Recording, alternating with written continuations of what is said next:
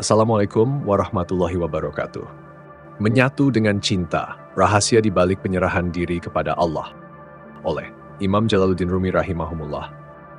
Perkataan hati mengungkapkan persaksian yang serupa merujuk pada komunikasi yang tidak diucapkan secara terbuka.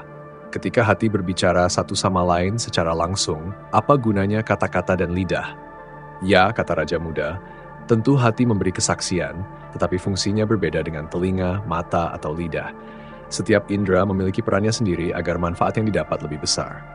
Jika hati telah benar-benar terserap, maka segala sesuatu yang lain lenyap di dalamnya, dan tidak ada lagi kebutuhan untuk bicara. Laila bukanlah ruh murni, dia adalah darah dan daging.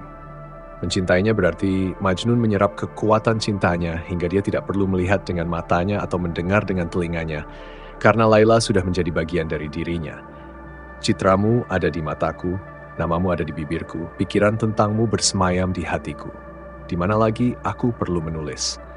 Manusia yang terbentuk dari jasad memiliki kemampuan tertentu, sehingga cinta bisa membawa seseorang ke keadaan di mana dia tidak merasakan perpisahan antara dirinya dan yang dicintainya. Seluruh indera seperti penglihatan, pendengaran, penciuman, dan lainnya terserap ke dalam yang dicintai, sampai tidak ada anggota tubuh yang membutuhkan rangsangan indrawi lain. Ini terjadi karena dia melihat segala sesuatu melebur dan merasa bahwa semuanya hadir. Jika salah satu indera mencapai kebahagiaan sempurna, indera lainnya akan ikut terserap dan tidak akan mencari rangsangan lain. Ketika indera bekerja secara terpisah, itu menunjukkan bahwa belum ada penyatuan yang sempurna, hanya sebagian dari pemenuhan. Ketika satu indera belum terserap sepenuhnya, indera lainnya akan mencari kepuasannya sendiri secara terpisah. Sebenarnya, indera-indera adalah satu kesatuan, tetapi dalam bentuknya mereka adalah bagian-bagian yang terpisah.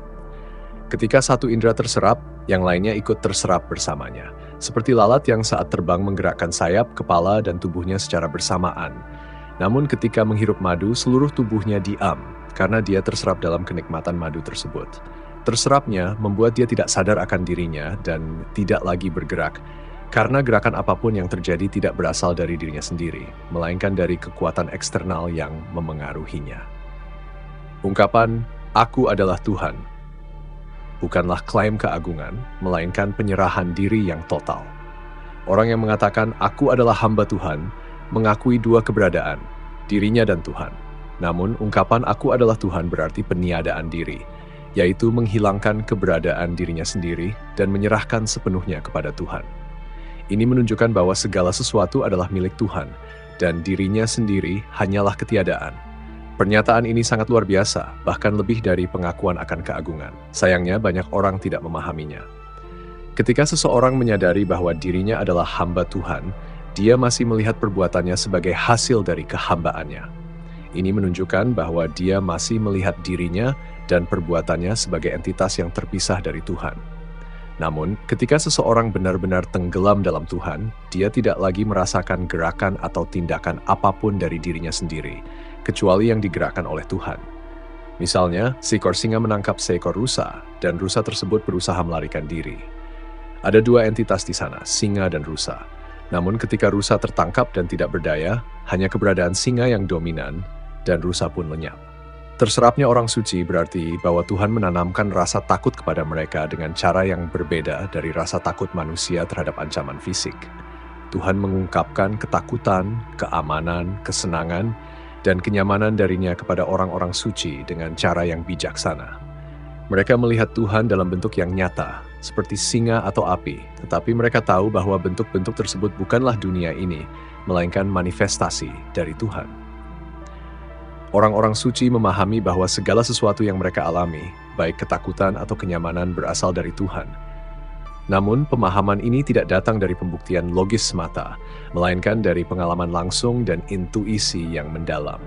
Seseorang mungkin dapat mengetahui melalui logika bahwa Tuhan ada dan berkuasa, tetapi pengetahuan ini tidak abadi karena mudah dilupakan.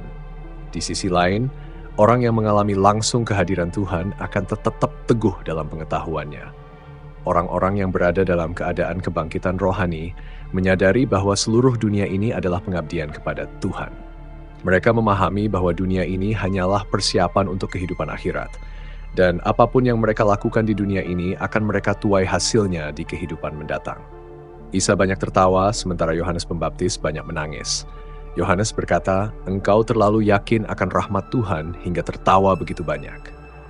Isa menjawab, "Dan engkau terlalu takut akan hukuman Tuhan hingga menangis begitu banyak." Seorang wali yang mendengar percakapan ini bertanya kepada Tuhan, "Siapa di antara mereka yang lebih baik derajatnya?" Tuhan menjawab, "Orang yang memiliki pemikiran terbaik tentangku." Ini berarti bahwa Tuhan akan berada di manapun hambanya membayangkan dia berada. Tuhan adalah sebagaimana citra yang diciptakan oleh pikiran manusia tentangnya. Pada akhirnya manusia harus mendengarkan hatinya dalam setiap perkara, meskipun mereka mendengar pendapat dari ahli agama atau ulama. Hati manusia adalah cermin yang memantulkan kebenaran.